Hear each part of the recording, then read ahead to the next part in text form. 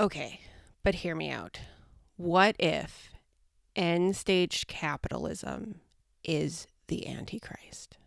Hello, and welcome to Commentary Alley, where I give you my unwanted opinion on topics I know nothing about. I know what you're thinking. Allie, what does this have to do with books? Well, as a matter of fact, the Bible is in fact a book, of which I have several, not all in English.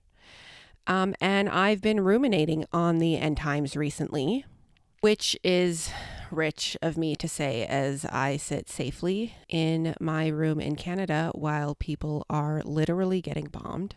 But I think this is part of how I'm processing the state of the world. You know, we were all worried about nuclear fallout like a month ago. And Israel has now bombed Iran. So are any of us truly safe right now? So I did write a script for this video so that it wouldn't get off on several ADHD tangents, as all of these commentaries seem to do. But after several edits and the world changing literally every hour, I kind of just gave up, as one does. So I'm just going to put on my dumpster fire earrings and hop right in, and some of this will be on script, and chances are some of it will not. Should I show these to the camera? Do you want to see them? I don't know. Backwards? Oh my god. I don't know if these will focus.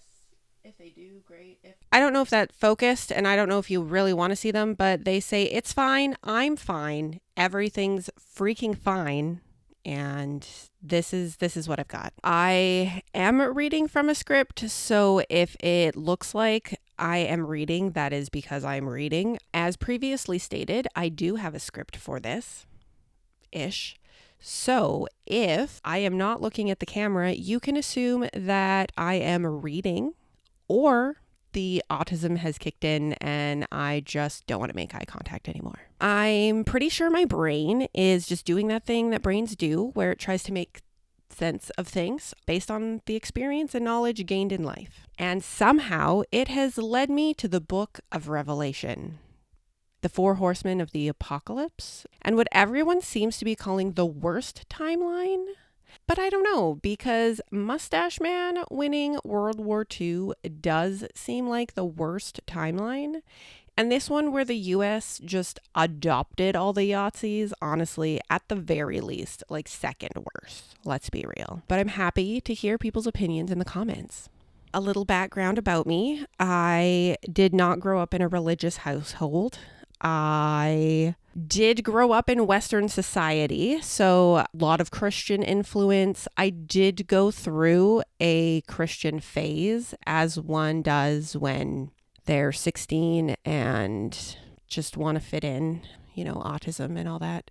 Anyways, I also have influences from Buddhism. I realize that might seem like Christianity and Buddhism, like Allie, what is going on here? But I watched a movie when I was younger I watched a movie when I was a kid about these people who were looking for the next Buddha, and this boy who was basically the reincarnation of Buddha, and he became the next Buddha. And I don't know what movie it was. I don't know the name of it. I don't know anyone who was in it, but that was my introduction from a young age into Buddhism. And so, as happens when you are a kid, you internalize that shit. And so that's how we ended up on this Christian Buddhist journey. Not that I ascribe to Christianity. I will add a caveat in here because many people seem to think the 4 horsemen are part of a Mandela effect, but I think it's just translation issues. So moving on, if you think of the horsemen, they are the white horse, which is, in my opinion, the most hotly debated horse. The red horse, which is war.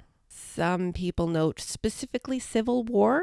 The black horse represents famine, and the pale horse represents death. I feel like these colors are very obvious representations, but that's probably just due to the fact that Christianity has permeated every part of Western society. Now, the white horse is argued to be an antichrist of sorts or false prophets, also pestilence or plague, although I will note the exact word used in the Greek is thanatos, which simply means death.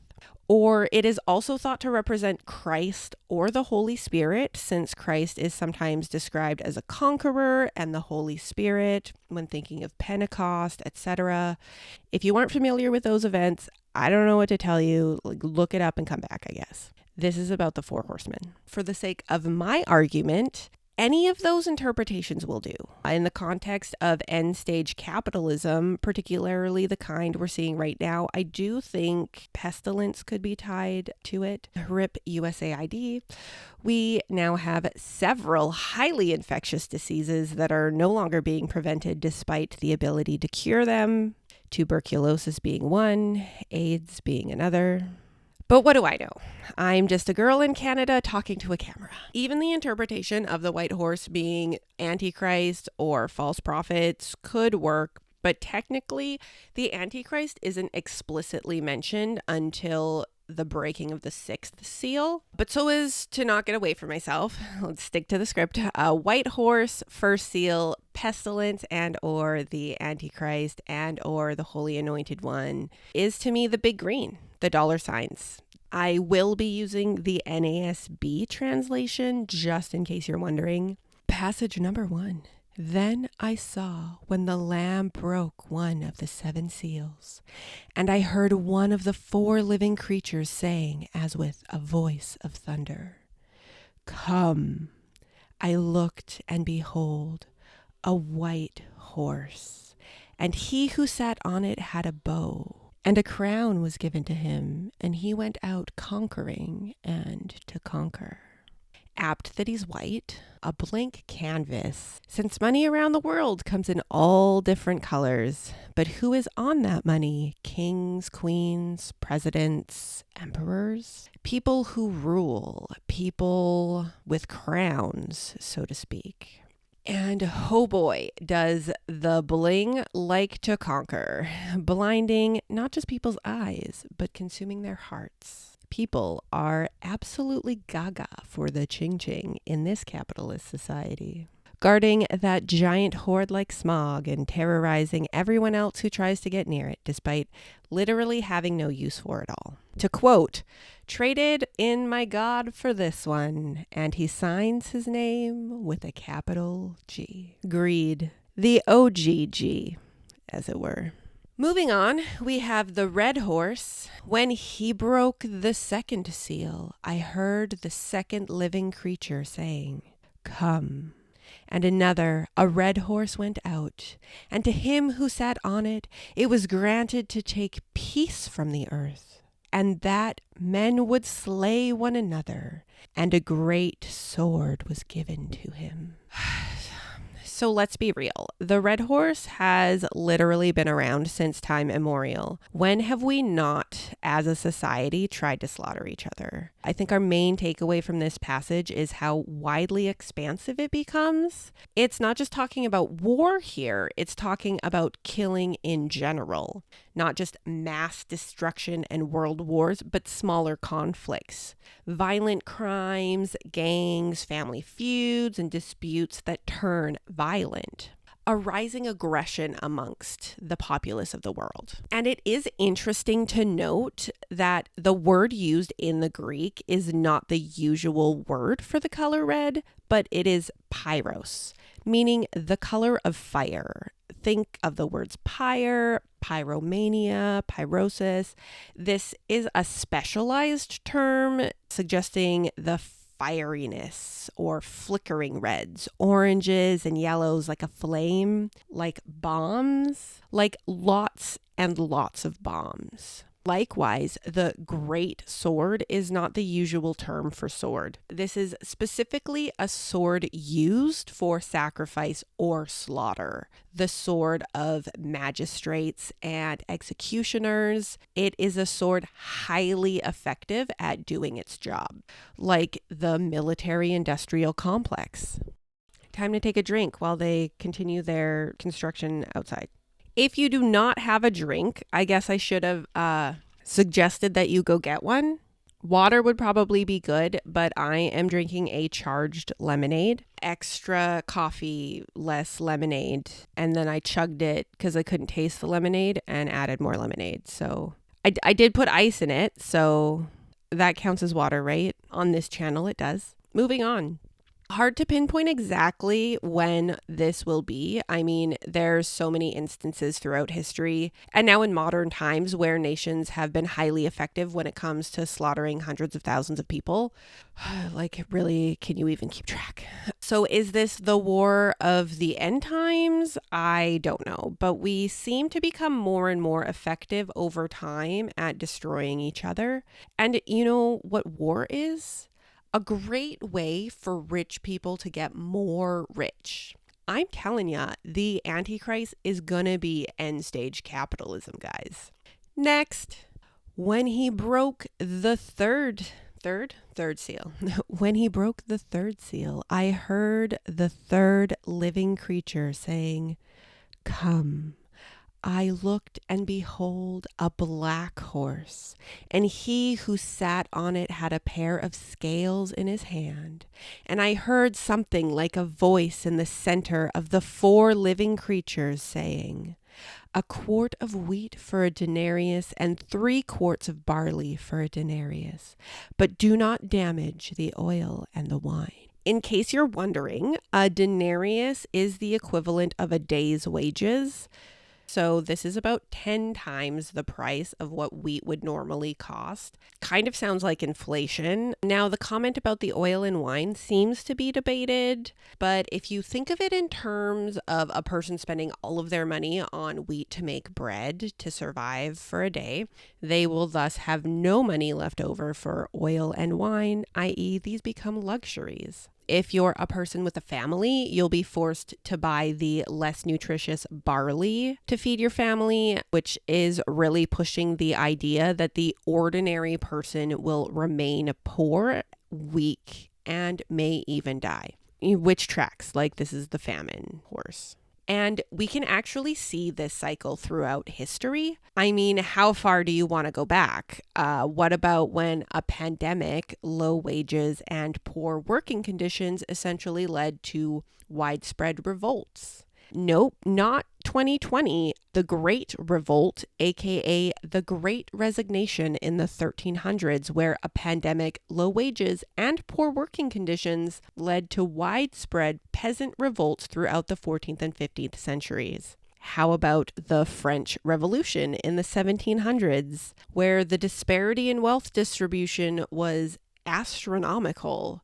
The clergy and nobility enjoyed vast privileges. The monarchy indulged in extravagant spending. I mean, we all know the famous quote attributed to Marie Antoinette, although historically the attribution has no factual basis and actually quoted by Rousseau, "Qu'ils mangent de la brioche," which is, of course, let them eat brioche. Rich bread with butter and eggs. Very similar comparison to cake. Meanwhile, the regular working class people were dying of famine, unable to afford bread. You've got the Gilded Age, when the robber barons hoarded vast amounts of wealth, leaving the working class struggling in deep poverty. And this time right now, 2025, feels similar. The hyper wealthy are out here price gouging so they can get richer, and we're stuck paying inflated prices just to get by. Here in Canada, we actually had a class action lawsuit for bread price fixing, and now meat price fixing where Canadian grocers were inflating bread and meat prices to make an increased profit, which is illegal here. And if you're watching, you notice the change. A recent example is when the price of chicken breast went up, most people switched to buying chicken thighs because it was cheaper and more affordable. And lo and behold, all of a sudden, chicken thighs go up in price. You can call it a supply and demand issue, but the price of chicken breast never went back down. So now the price of both is just higher. And I'll say it again, RIP USAID, because why feed people in countries experiencing harsh famines like South Sudan when you can instead just let the food rot in storehouses? Kind of hails back to the Hunger Games when people of the capital would literally vomit their food so they could keep indulging their gluttony. And this brings us to the final horse. When the Lamb broke the fourth seal, I heard the voice of the fourth living creature saying, "Come." I looked, and behold, an ashen horse, and he who sat on it had the name Death, and Hades was following with him. Authority was given to them over a fourth of the earth, to kill with sword, and with famine, and with pestilence, and by the wild beasts of the earth. Here, Hades isn't the god Hades, but the underworld itself, the place people go when they die. It's the Grim Reaper literally riding with the afterlife in tow. And I will say, while he is described as pale, the word used can also mean like green, greenish yellow, or pale, pallid, probably referring to what a corpse looks like, rotting flesh and all those fun times. Since this horseman is the only one given a name, which is Death, and he comes with Hades, the place souls go to when they die, it could just be that the fourth horseman is literally the Grim Reaper, and he's here to gather up all the souls killed by the previous three horsemen, pestilence, war, and famine. Now, before you come for me on this whole, but you said the first horseman could be blah, blah, blah, there are other instances in the Bible where the word Thanatos is used to mean pestilence or disease.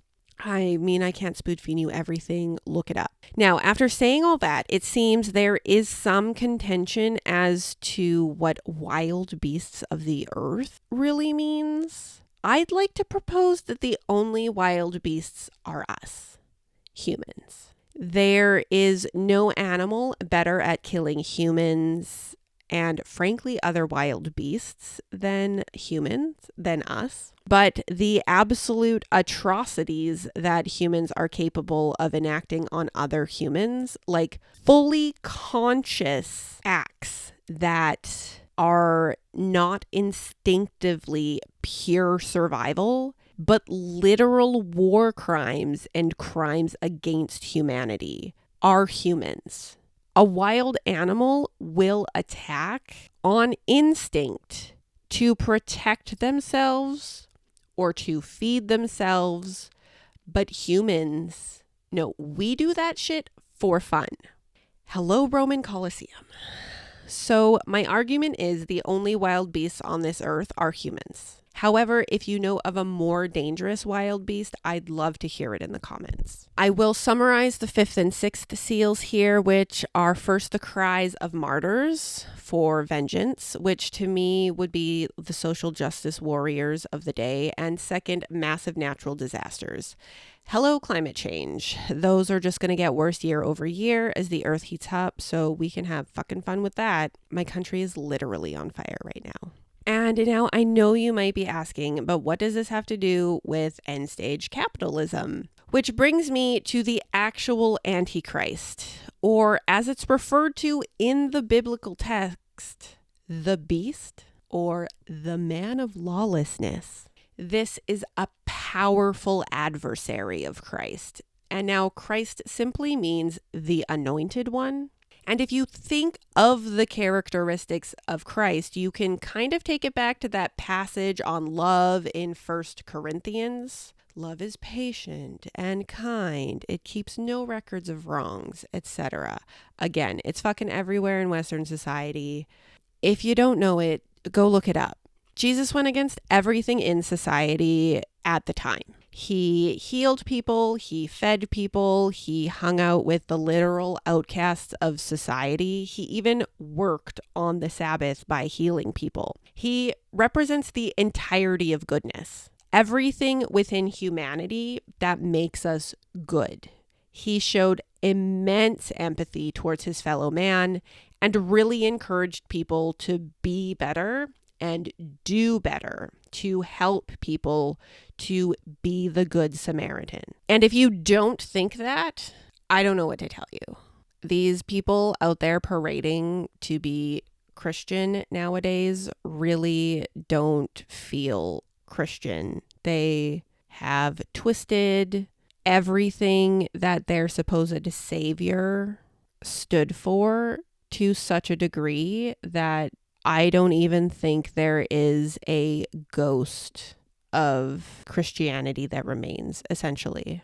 I think the true followers of Christ, and you know who you are the people in society who are constantly trying to better themselves, who are out there helping others, who are truly embodying and living their life as Jesus did. And a lot of people will argue that Jesus was an end times prophet. And I do kind of agree with that. Like, there are things in the Gospels that give that impression. I will be perfectly honest. But the base message that he preached was to be better, to do better, to treat everyone with respect. Okay, so that was off script. I'm going to get back. Okay, so reeling myself back in. Therefore, the beast, who is in direct opposition, can be known to be the exact opposite. Someone who lacks empathy, someone who is in it only for themselves, someone who forsakes their fellow man so they can get ahead of the proverbial game, and who does that better than the big old capital G, greed. And this brings me right back to my starting point.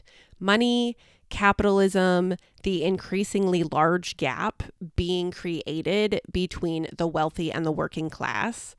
Perhaps my next video will be about the link to fascism, authoritarianism, and how it truly represents everything the Antichrist embodies. Some passages talk about the many Antichrists that have already come, but I think in order to truly defeat the Antichrist is to once and for all rid humanity of that mentality of greed. And please don't conflate greed with materialism or just wanting something nice, right? I mean smog level greed. The kind of greed that exploits other people. There is no such thing as an ethical billionaire. That still stands. And while we're on the topic, can we please talk about this mentality of toxic individualism, of the need to get ahead at the expense of your brethren? Like, this mentality of every man for themselves really is detrimental to the success and mental health of others.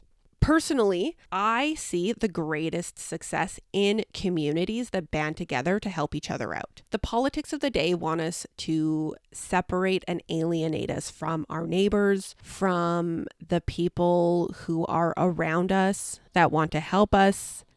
It wants to instill a deep mistrust and make them an enemy. But this is the same tactic they've always used. And honestly, I have built myself a community of people that I can rely on and that I can trust. Some are friends, some are family, blood or chosen, it doesn't matter. Some are neighbors, and I honestly wouldn't be here without them. I've been able to do more, accomplish more, give more of myself because I have an entire community of people behind me. And is it easy to build a community? No. And honestly, my community ended up being all undiagnosed neurodivergents like myself. We exist out there though. People with the village mentality. You know, it really does take a village. And it honestly hurts my heart when I see people struggling on their own. And that's probably the empath in me. But I think until humanity fully grasps the level of empathy and compassion necessary to better humanity, until we can completely eradicate the notion that one person is better than another, we will be stuck in this constant, repetitive cycle of war, famine, pestilence, and death. And I'm going to switch gears a bit here, so transition warning. But when you think of the concepts in Buddhism, and I know this is out of left field after talking about the Bible this whole time, but hear me out, because it is also a cycle of rebirth and learning. And I know the end concept of Buddhism specifically is to fully let go of all attachment. But when you think of the Eightfold Path, you can see the similarities between it and quote unquote Christ as being the embodiment of what Christ represents. And here you start to see the similarities in between religions of the world, right? Because at its base, the Eightfold Path, go fucking Google it, guys. There are literally 8 of them. But I do hope you see where I'm going with this. I don't know tons about Islam, and I do have a Bhagavad Gita, but I have never finished reading it. So I'm less familiar if there's similarities or overlap with them. Fire off in the comments because I'd love to hear about it and expand my knowledge. But in my limited understanding of Islam, at its heart, it's a very peaceful religion about living in harmony with others. So in the same vein as what I'm talking about, that like non-violent, zero exploitation, love and compassion for humanity. And even going through the 4 noble truths, when you think of the third truth, Nirodha, recognizing that suffering can be overcome and eliminated. What causes suffering? Attachment and thirst. Desire, longing, craving. I mean, what is the dictionary definition of greed? It's intense and selfish desire for something. And what does it cause? Suffering. And how do you free yourself from this suffering? Nirodha, by letting go of this craving. Not only do you free yourself, but you free the people around you and you become a better human being. Similarly, if you want to go there, that one rich guy in Mark chapter 10 asks, "What must I do to inherit eternal life?" And what does Jesus say? He lists off the commandments. So when he says he's done all those, what does Jesus say? There is still one thing you haven't done. Go and sell all your possessions and give the money to the poor, and you will have treasure in heaven. Then come follow me. And it says, at this, the man's face fell, and he went away sad, for he had many possessions. Why? Well, Jesus certainly listed all of the commandments, all but one. The last one, thou shalt not covet thy neighbor's wife. The commandment about greed. So what's the point of me sharing all of this? And honestly, I think it's frustrating when some of us have reached this part in our journey and others have not, especially because it seems to be the people in power who are so behind. They're still, sitting in fucking dukkha, and the rest of us are in Nirodha, metaphorically speaking, for clarity, since I'm technically not Buddhist. And sure, you can quote nines, don't try to tell me how some power can corrupt a person. You haven't had enough to know what it's like. And argue that I can't comprehend having that kind of money and power presented to me. But here's the thing. I am not willing to exploit humans at the expense of health and labor to get rich. I think on a very human level, I'm just frustrated. Sometimes it's easy to feel helpless and like we aren't doing enough. These days, I often feel like a helpless bystander watching all these atrocities, and I have no power to stop them. I'm at the behest of my elected officials who, for obvious reasons, can't just jump in without starting a war. I say that as Israel literally bombed Iran last night.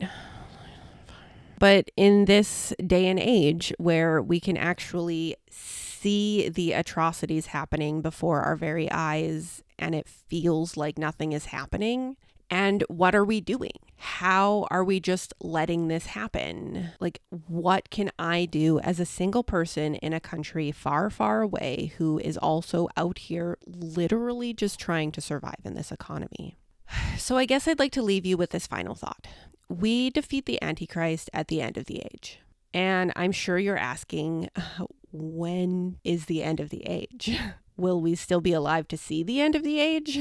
And these are all great questions. I think the end of the age is left vague on purpose. Until humanity can let go of its greed, we will be stuck in this cycle forever, as seen throughout history. History repeats itself is a saying for a reason. And call me an idealist, but just like we are breaking generational trauma, one healthy child at a time, I hold hope that we can break the cycle of humanity's collective trauma. One person, one community, one town, one city, one province, state, country at a time. To quote Wael Gonim, the power of the people is much stronger than the people in power. And our power lies in our togetherness, our willingness to come together and break the bonds of division.